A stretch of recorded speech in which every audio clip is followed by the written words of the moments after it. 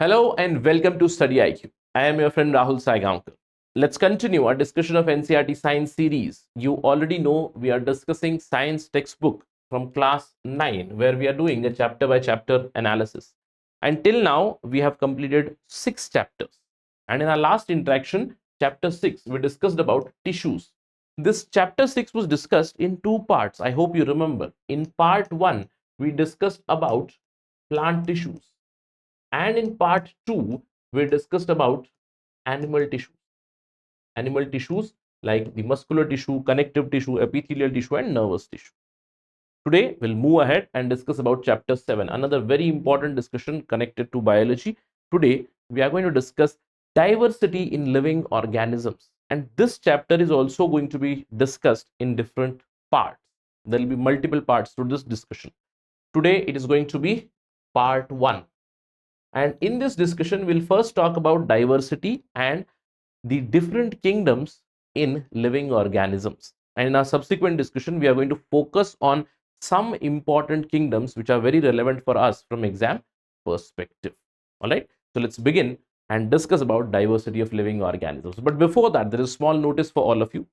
StudyIQ's flagship program, Prelims to Interview, it is going to start from 19th of June. This is going to be the first English batch where the complete guidance, complete coaching would be in English.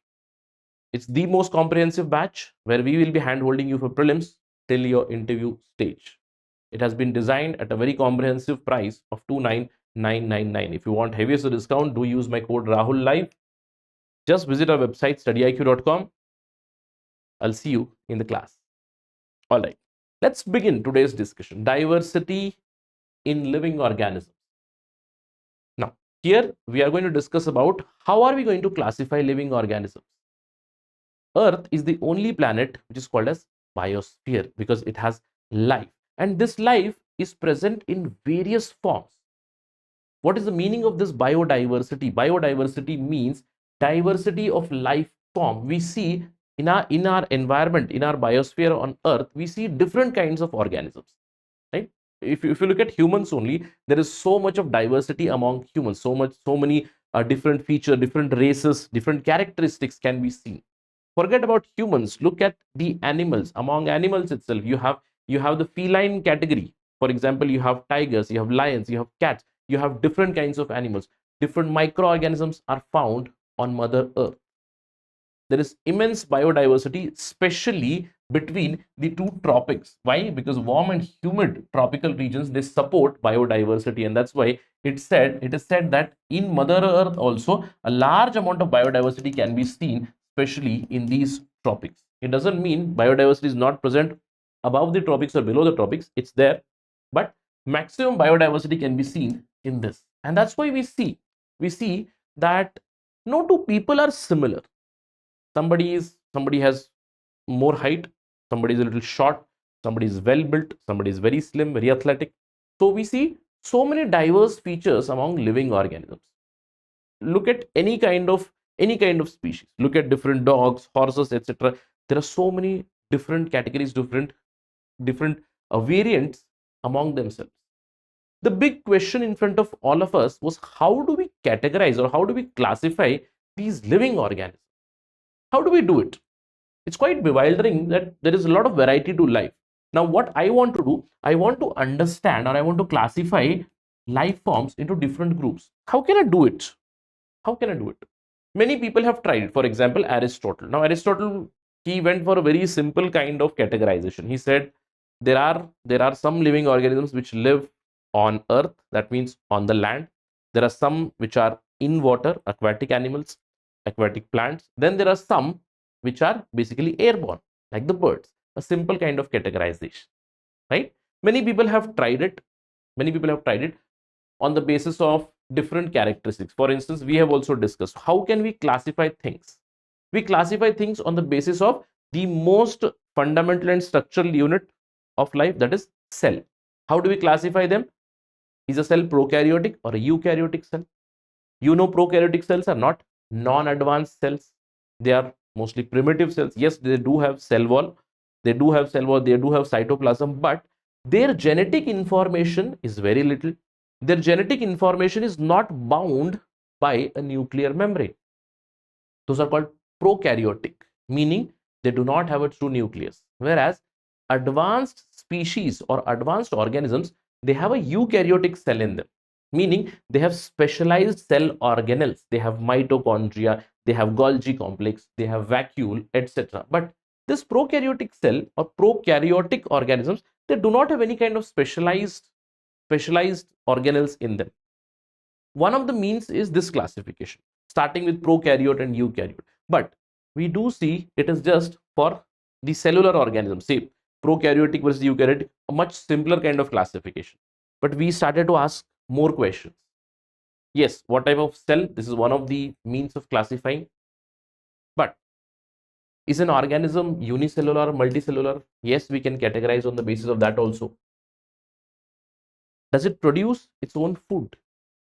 Is it an autotroph? Is it a heterotroph? Or is it a saprotroph? We can also categorize on the basis of this. Yes.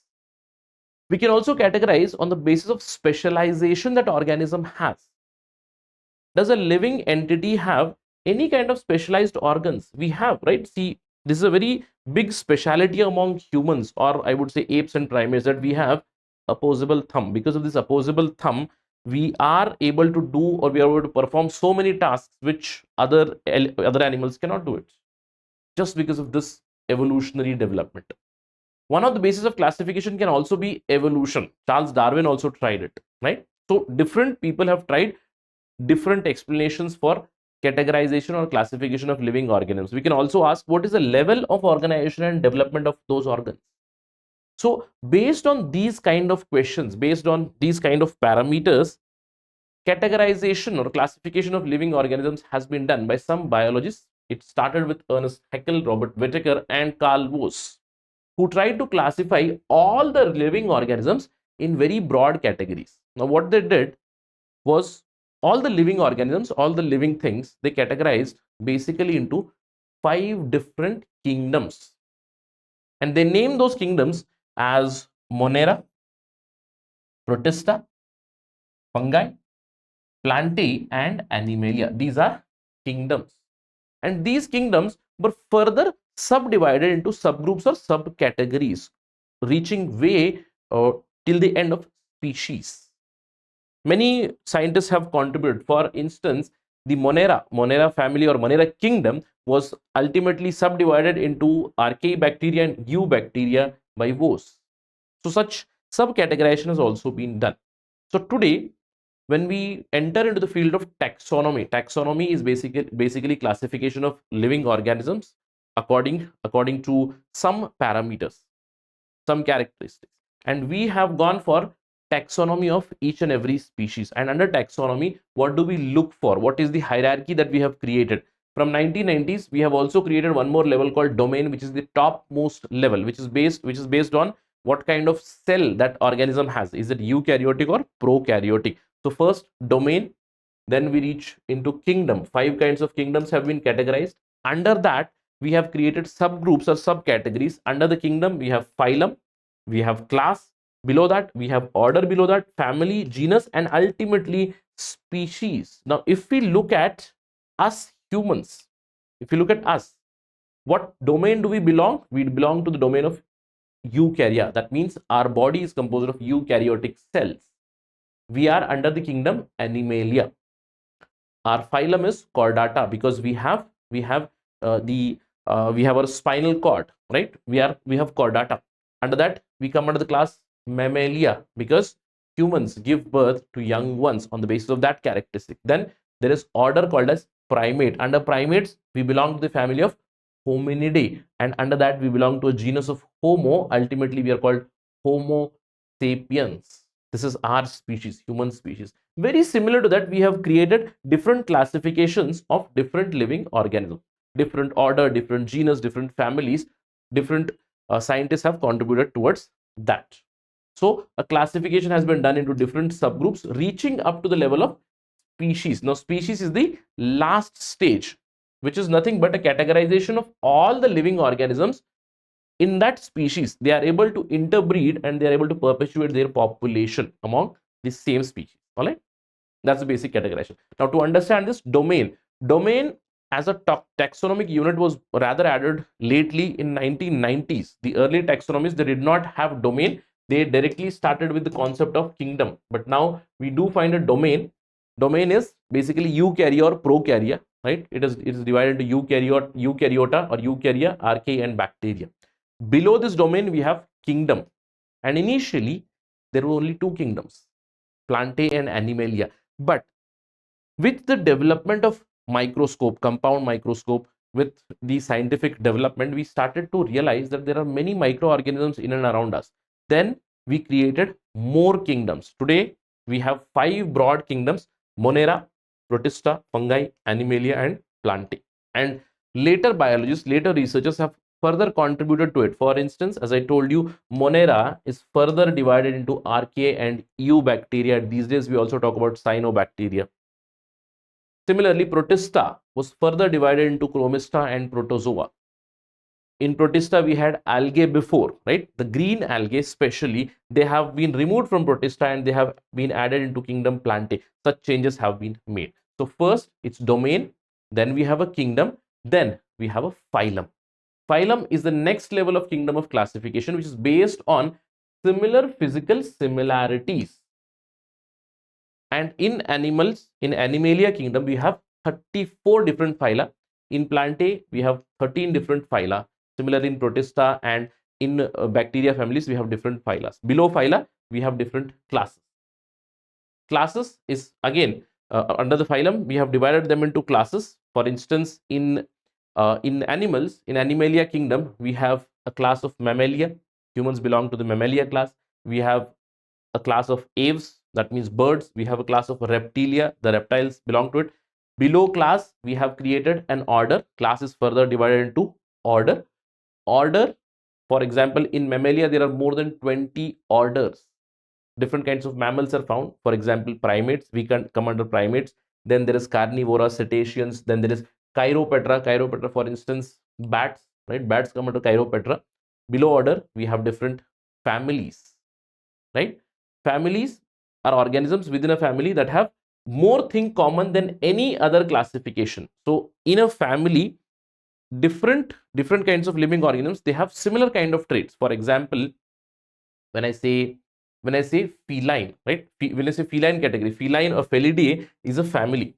Under the feline family, we have different cats. Tiger belongs to it, right? We have different feline cats belong to it, right? Basically, cat species.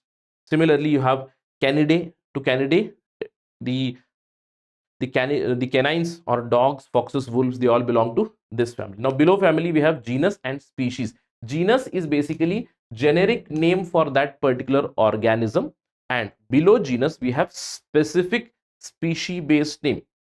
For humans, genus is Homo and the species name is Homo sapiens. And species are those which can interbreed among themselves. They have ability to breed with other organisms in the same species. On the basis of that, the division has been done. All right. So this is how we have classified the entire living organism school.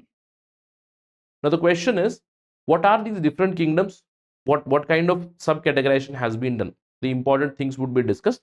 First kingdom is Monera. In fact, this is our basic knowledge. We'll be building on this in our class 10, class 11 discussion also.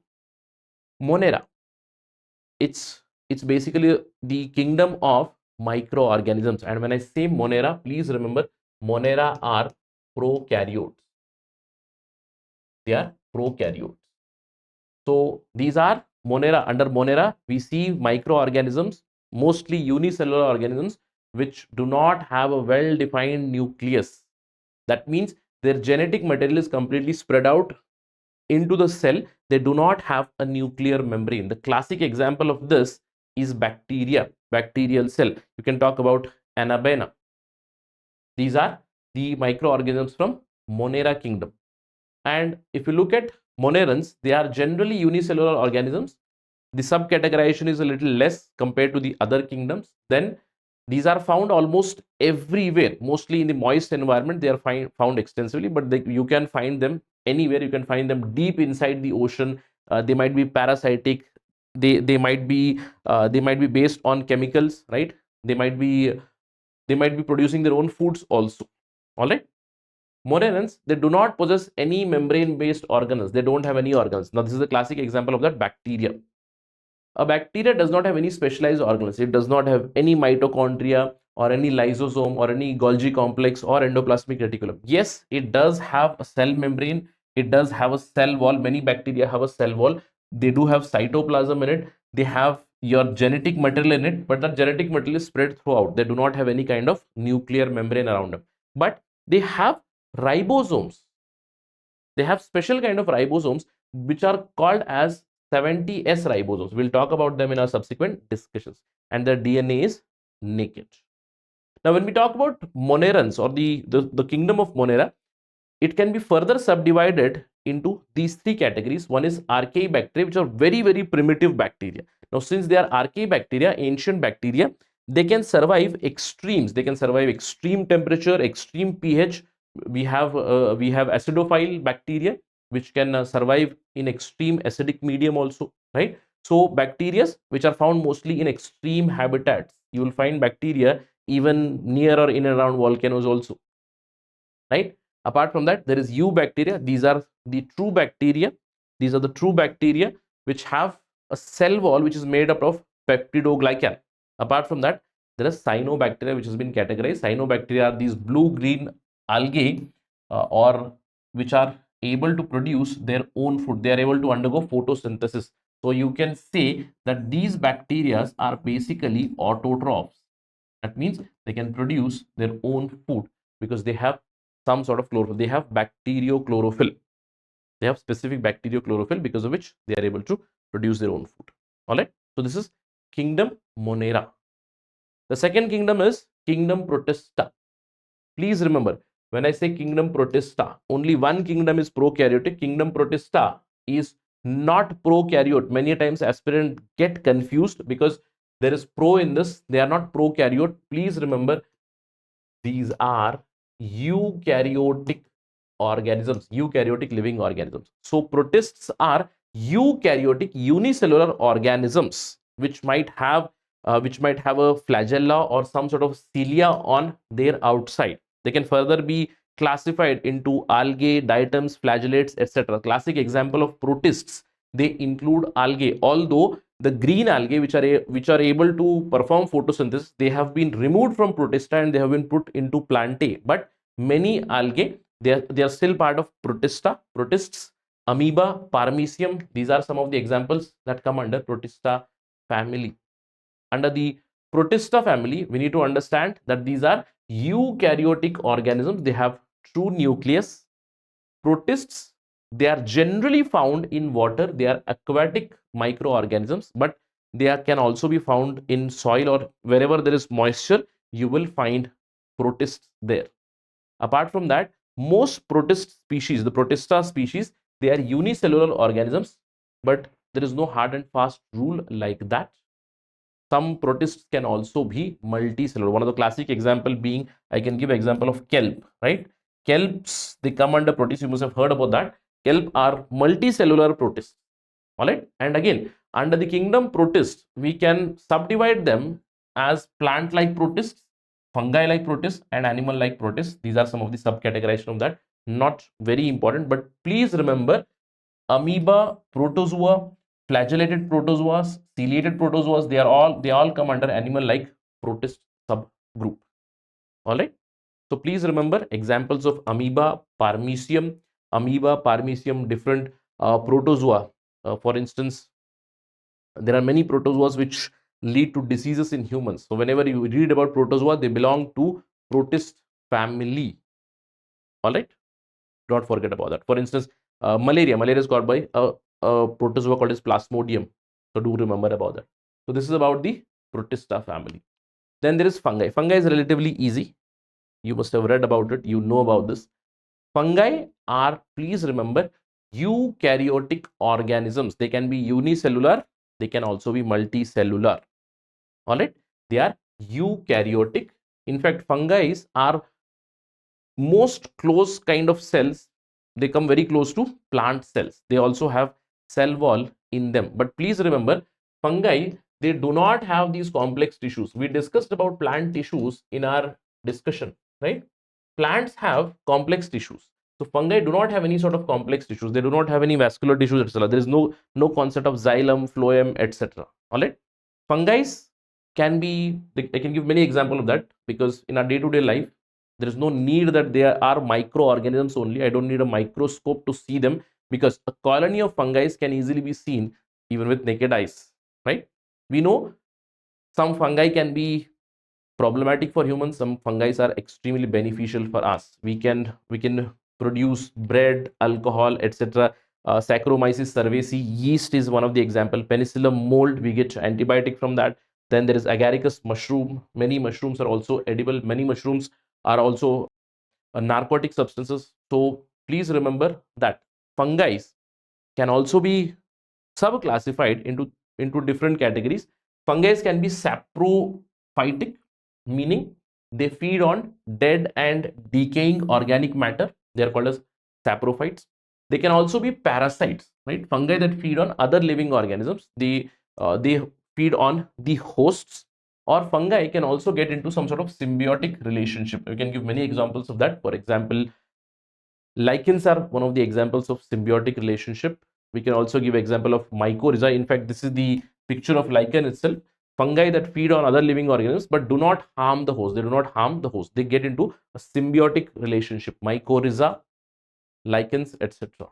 But in general, fungi, classification of kingdom fungi can be subcategorized into different fungi groups like Oomycetes, Zygomycetes, Basidiomycetes, Ascomycetes, depending on if there is sexual reproduction which is known, sexual reproduction if it is known, then you can find Mycelium aspetate, then you find Mycelium septate. There are so many examples. There is no need to mug up these words, but why I am telling this is the kingdom fungi has different phyla in it, different species in it. We're not supposed to get too much into details of these from exam perspective. So we discussed about kingdom Monera, prokaryotes, kingdom Protista. They are not prokaryotes, they are eukaryotes. Examples: amoeba, paramecium, other protozoan unicellular species. Then fungi, again very important. We'll be discussing, we'll be building on this knowledge again in our subsequent classes. When we enter 10th, 11th, we'll talk more about protists, fungi, and Monera as well. But there are two more kingdoms: kingdom Plantae and kingdom Animalia. Kingdom Plantae, they are categorized as autotrophs because they have chlorophyll in them. They are able to produce their own food. Under kingdom Plantae, we have different kinds of subcategories. We'll talk about that.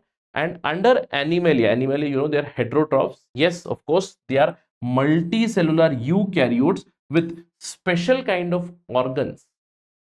So under Animalia, we have different kinds of subgroups. We have different families, different orders, different genus, different species. We'll talk about them. So this discussion is going to continue. Today's discussion is the end of part 1, where we simply focused on different kingdoms. In our subsequent discussion, in the part 2, we are going to talk about different subcategories of kingdom Plantae. Then in the part 3, we are going to talk about different subcategories in kingdom Animalia. So this is our discussion. Basically, different living organisms, they have been categorized as prokaryotes and eukaryotes. Under prokaryotes, there is kingdom Monera. They come under the domain of prokarya, that is kingdom Monera. Then on the other side, you have eukaryotes. Under eukaryotes, you have unicellular Protista, protists, amoeba, paramecium, protozoa, etc. These are the examples. Under multicellular, you have kingdom Plantae. Under multicellular itself, you have fungi, and then you have kingdom Animalia. So we will be discussing kingdom Plantae separately in part 2, and we'll be discussing kingdom Animalia in part 3 distinctly. Very important from exam perspective. So that's it in today's interaction. We'll meet very, very soon in our next class with part 2. Thank you for watching this video, and if you have liked this video, you can always follow me on this particular ID. If you want to contact me, if there is any suggestion, feedback, etc., you can always contact me on this particular ID. Thank you again. Jai Hind.